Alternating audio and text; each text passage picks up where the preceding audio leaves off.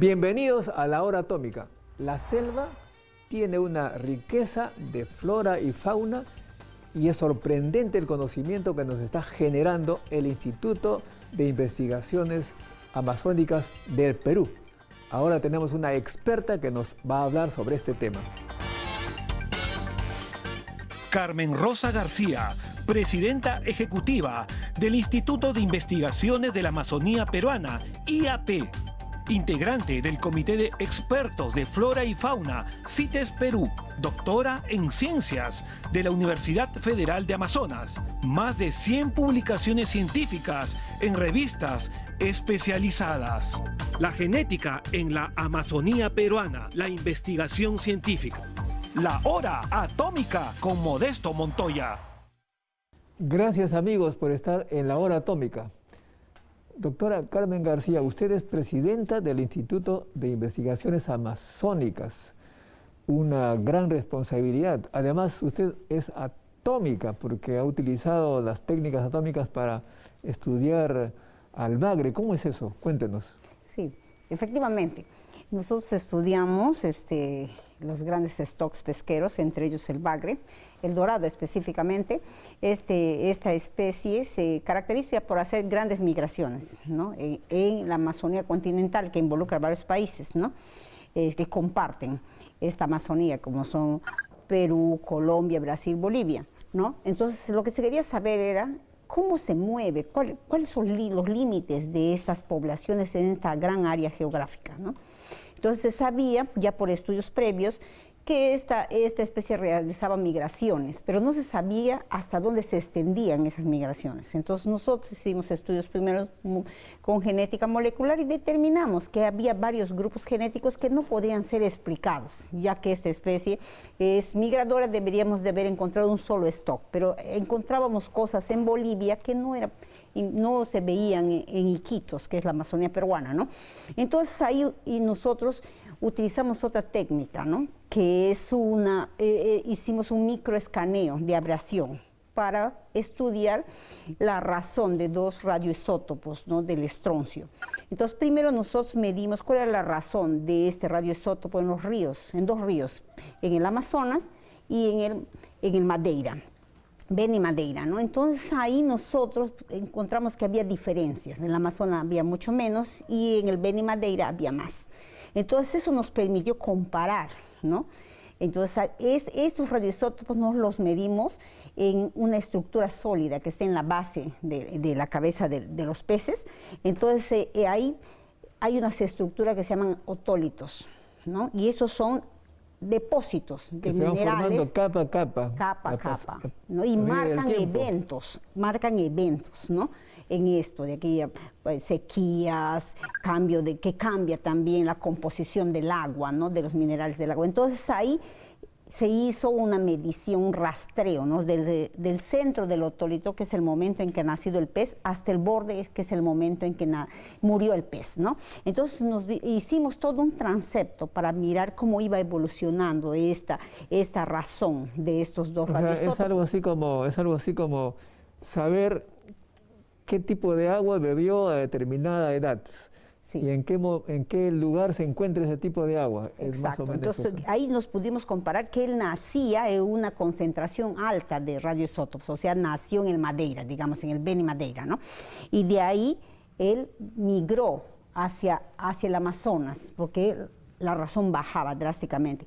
Y después él pasó toda su crianza ahí. Cuando llegó el momento de alcanzar la madurez sexual, la primera reproducción, ellos volvieron a sus cauces, al río Madeira, y esa razón luego se incrementó. Y eso fue la primera vez que en el mundo se podía demostrar que peces de agua dulce como el dorado presentaban este fenómeno que se conoce como fenómeno de homing, que es regresar al mismo lugar que naciste para reproducirte. Ahora, esa costumbre de los peces, que es común también al salmón, ¿no? Y a los calamares también en los ríos.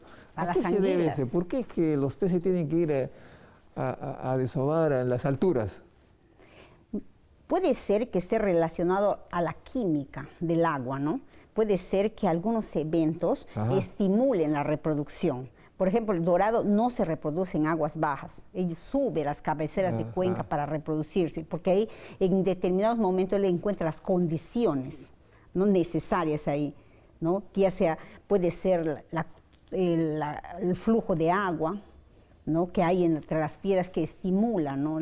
esta oviposición de los peces. O ¿no? sea, depende del agua para que el pez se comporte de determinada forma y en su periodo, digamos, de reproducción, algo así, ¿no? Exacto. Por ejemplo, hay especies que migran y ellos siempre migran, generalmente migran para reproducirse o para alimentarse, ¿no? Esos También, son los dos factores. En los casos de los bagres es para reproducirse, ¿no? Pero hay especies que no migran. Por ejemplo, el justamente de paiche. eso quería hablar. Por ejemplo, el paiche, igualmente ahí no se hace análisis atómicos, sino moleculares. Usan la biología molecular, que usted es un especialista en el tema, y se identifica que ocurre como en los seres humanos, los paiches que se mantienen mucho tiempo en determinada región adquieren ciertas características que ustedes miden con el análisis genético. Cierto, entonces buscamos los grupos genéticos, eso se llama estructuración poblacional. Desde el punto de vista genético, tú ves que forman grupos genéticos aislados, relacionados a cuencas hidrográficas, ¿no? Entonces hay una cuenca hidrográfica, por ejemplo, el Putumayo es diferente a la cuenca del Amazonas o del Pastaza, ¿no? Entonces ahí ves que hay poco flujo de genes entre esos individuos. Es como si se hubiera mantenido ahí mucho tiempo sin intercambiar, ¿no? Porque en algún momento tuvieron que viajar de todas maneras. Sí, el paiche no migra como no vas allá cardumen de paiche migrando por los grandes ríos. No, me refiero, en un momento una generación pasada se instaló allí por mucho tiempo. Sí, sí. Y es que también hay que pensar en la Amazonía en tiempos evolutivos, ¿no? Por ejemplo, la Amazonía es como la vemos ahora, pero en el pasado no fue así. No, bueno. Sí, el levantamiento de los Andes reorganizó los ríos en la Amazonía, ¿no? Entonces ahí aisló muchas poblaciones, ¿no? Unió algunas y otras fueron aisladas. Entonces en esos lugares esas poblaciones han evolucionado y se han acostumbrado a esas características. Es por esa razón cuando ves que una población está diferenciada de otra, no es recomendable hacer transposiciones de población de una cuenca a otra, porque estarías perjudicando a la especie. O sea, ¿no? que esta información obviamente sirve para optimizar, para tratar de mejor gestionar este recurso tan importante para la alimentación. Con certeza. Sin esas herramientas no se podría tener más que una visión superficial. La genética molecular te permite ver cuál es el impacto de la presión antropogénica sobre los recursos. Por ejemplo, te permite ver si hay una erosión genética, si la diversidad genética ha disminuido, ¿no? Cómo gestionar esos recursos, ¿no? Claro. Qué políticas de repoblamiento debes usar, ¿no? Es conveniente hacer una transposición de cuenca o no. Después también, no solamente para el manejo de las poblaciones en la naturaleza, sino también sirven de base para generar una piscicultura sostenida de la especie. Por ejemplo, en el caso del paiche, nosotros sabemos, ahora el Estado está invirtiendo mucho en que se dé una piscicultura intensiva del paiche, pero no olvidemos que esta especie es una especie que demora mucho tiempo en reproducir, en llegar a la madurez reproductiva. Entonces, si tomas malas decisiones, vas a fracasar en la piscicultura. Entonces, la constitución de los pares reproductores es muy importante.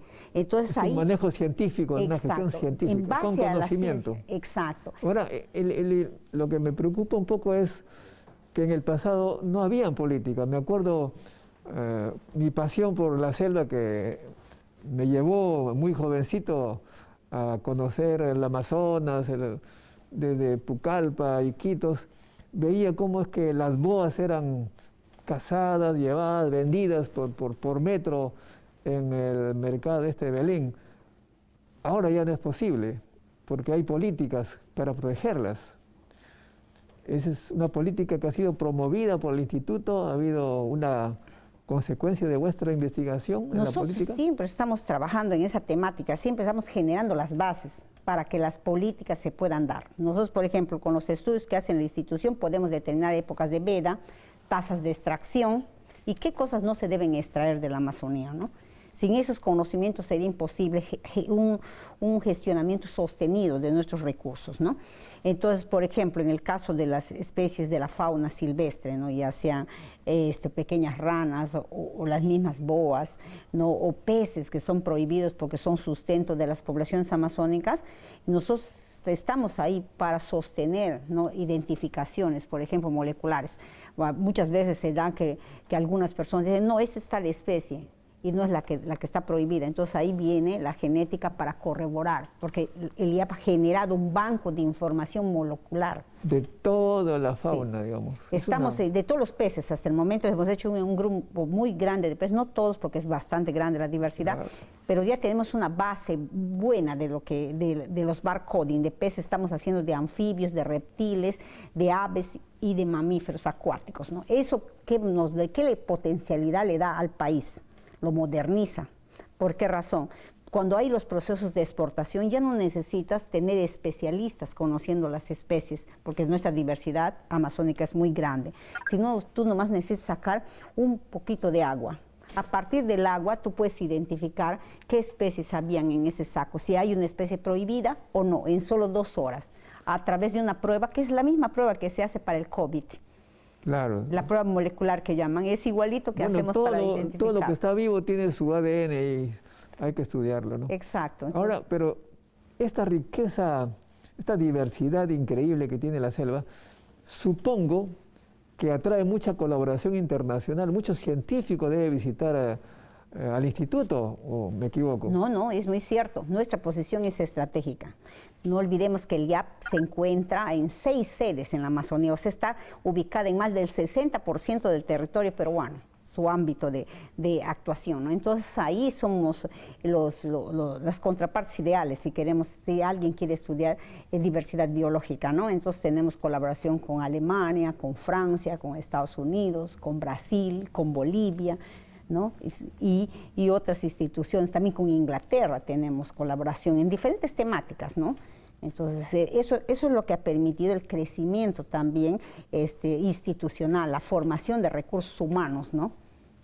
Muy bien, estamos en la hora atómica, regresamos con los conocimientos ancestrales de la Amazonía peruana.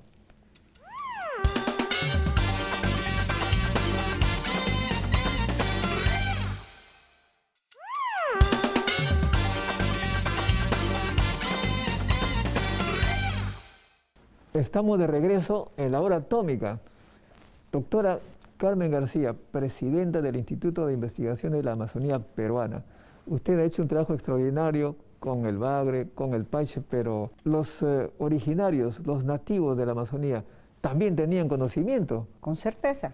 El conocimiento ancestral es valioso y el IAP lo reconoce y estamos trabajando en su valorización y las autoridades no toman, ¿no?, una acción sobre eso. Entonces, el IAP, ¿qué está haciendo? Nosotros ahí vamos a las comunidades originarias, tenemos un programa de investigación que se llama Sociodiversidad y trabajamos con algunos grupos, ¿no? ¿Y qué hacemos? Rescatamos los conocimientos, esas tradiciones, esos saberes amazónicos. Por ejemplo, en el caso de los tejidos, ticunas, ellos tienen un valioso legado en cuanto a tejidos con fibras vegetales. En esto, el IAP ayuda, junto con el Ministerio de Cultura, a registrar esos tejidos, que se convierten en propiedad de esas comunidades, los valoriza y después ellos ya pueden potenciar esto como una actividad propia de esos grupos originarios, ¿no? En las plantas medicinales igualmente, nosotros el IAP hace un registro, tenemos varias publicaciones con expertos en esto, por ejemplo, el Salrengifo, ¿no? Entonces ellas recopilan toda la información y queda registrada para saber cuál es la posición, cómo usaban los originarios estas plantas para curar sus enfermedades, ¿no? Se sabe que en el pasado empresas farmacéuticas internacionales llegaban a las comunidades, conversaban con ellas, se enteraban de estas plantas, los llevaban al laboratorio internacional y sacaban los principios activos y ganaban pues grandes fortunas y las comunidades se quedaban sin nada. Esto ya no es posible ahora. Sí, desgraciadamente ocurrió mucho en el pasado, ¿no? En todo, no solamente en Perú, en otros países también amazónicos, pero ahora ya no es posible, ¿no? Usted sabe que ahora existen los tratados de acceso a los recursos genéticos, ¿no?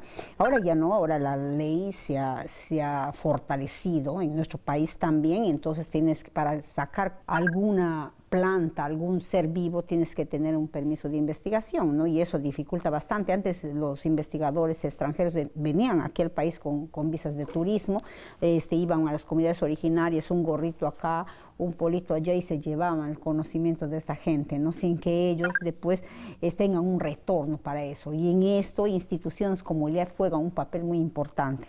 Ahora, usted, en su experiencia, ¿qué es lo que más le ha sorprendido de estos conocimientos ancestrales? A mí lo que me ha sorprendido es la capacidad de las comunidades originarias en su respuesta al COVID.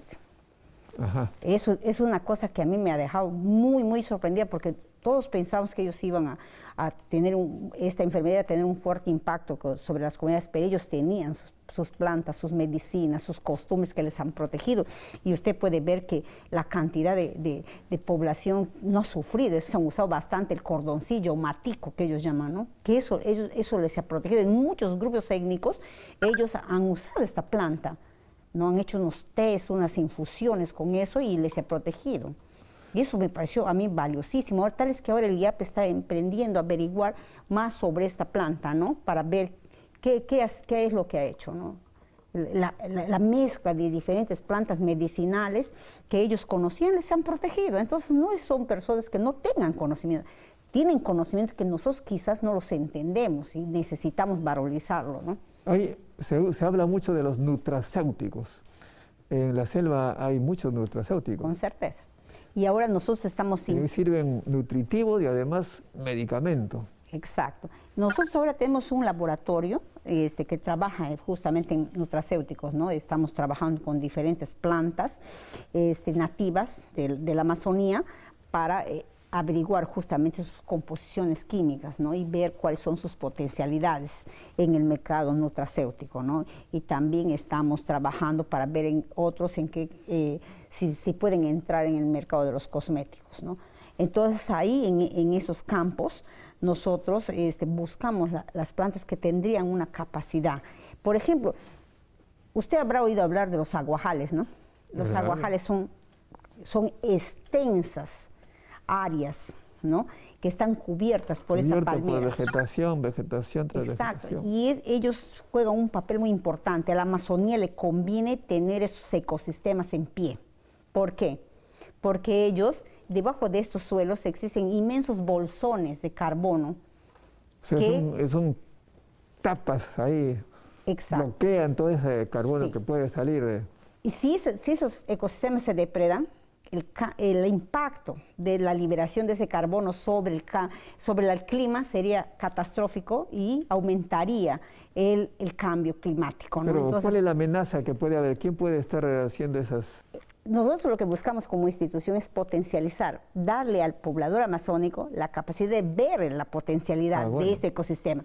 Entonces ahí el instituto está empeñado en demostrar las capacidades nutracéuticas que tiene el polen del aguaje, porque hasta ahora solamente se usaba el fruto del aguaje, que tiene muchas capacidades también nutricionales, pero y el polen, porque estas plantas palmeras son de dos sexos, o sea, son machos y hembras, y generalmente los machos eran cortados, como no producían los frutos, los cortaban para producir una larva de un coleóptero que también lo comen en la Amazonía. Entonces grandes extensiones se depredaba, pero ahora al demostrar la gran cantidad de proteína que tiene el polen, entonces ¿cuántas hectáreas de plantas masculinas hay? Ese potencial se está perdiendo y la capacidad nutricéutica de la planta. Entonces, si nosotros logramos demostrar eso, estaríamos no solo generando bionegocios a partir de algo que nadie sabía que existía, esa capacidad económica, y también estaríamos contribuyendo a la mitigación del cambio climático, ¿no? Ahora, aquí en Lima se habla mucho que en la selva hay sustancias afrodisíacas. ¿Eso es un mito o es verdad? Yo creo que en gran parte es mito, ¿no? En todos los países así tropicales hay esas especies de mito y aquí en la Amazonía también las pero hay. se habla de ciertos chamico y tantas cosas. Sí, sí, realmente yo no le No lo han podría... estudiado ustedes, no se meten en eso. En esa parte afrodisíaca no. Generalmente nosotros estudiamos más la parte así nutricional o en la parte cosmética, esas cosas, ¿no? Potencializar, porque la parte ya así es más folclórica, ¿no? Hay la maca negra, por ejemplo, se habla. Ustedes no investigan eso. No. Por ahí Esos no. son puro zanahoria, puro alimento, pura cosa que tiene que ver con la salud. Ahora bien, otro tema que nos preocupa mucho es el cambio climático. Usted ha señalado estos aguajales muy importantes, pero la selva está sufriendo una deforestación increíble y la selva es el pulmón, dicen, del planeta. ¿Qué podemos hacer para concientizar a la gente que no siga deforestando, para que se trate bien algo del cual depende nuestra supervivencia? Exacto. Nosotros, ahí es donde es el trabajo del IAP, es importante, ¿no? Tenemos que demostrar las potencialidades económicas que tienen esos ecosistemas para que el poblador amazónico sepa que mantenerlo en pie es mucho más beneficioso que tumbar la Amazonía, ¿no? Claro. Entonces, como le decía, los aguajales, debajo de los aguajales hay las turberas, que son inmensos bolsones de carbono que se han acumulado en cientos de años.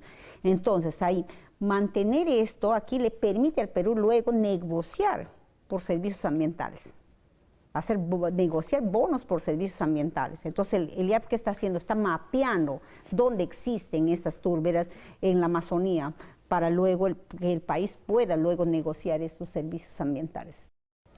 La minería ha contaminado los suelos. ¿Cómo recuperar esos suelos? Ustedes están trabajando en ello. ¿Qué están haciendo? Sí, nosotros estamos trabajando no solo en reforestación, que sería una medida más inmediata, pero donde ha actuado la minería, el suelo ha sido arrancado, no existe más, ¿no? El suelo es la parte viva, ¿no? Entonces, debajo está la arena. Entonces, hay que recuperar, crear un nuevo suelo. Entonces, el IAP está generando una tecnología, un paquete que permite recomponer ese suelo, ¿no? Entonces, ahí, ¿qué es lo que estamos haciendo? Estamos utilizando una sucesión de gramíneas, ¿no?